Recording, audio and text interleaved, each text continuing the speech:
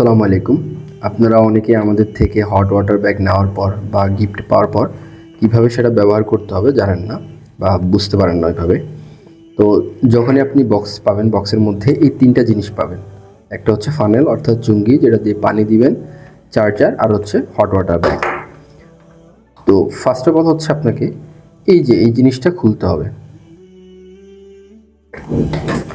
এই জিনিসটা খোলার পর আপনাকে এই যে ফানেল চুঙ্গি দিয়ে এই জায়গায় ধরতে হবে, দিয়ে আপনাকে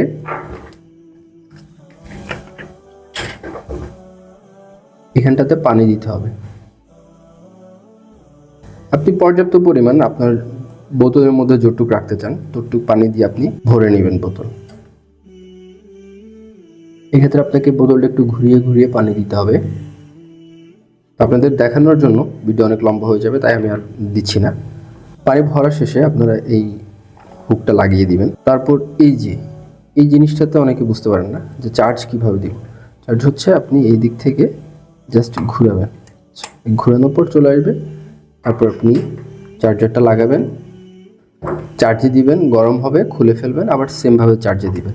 একবার পানি ভরলে আপনারা সহজে লাগবেন ইনশাল্লাহ। এই তো।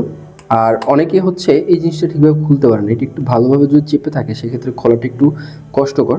ভালোভাবে টান দিলে একটু আপনি এই দিক থেকে একটু ফোর্স দিলেও অনেকটা আপনার খুলতে সহজ হবে ইনশাল্লাহ।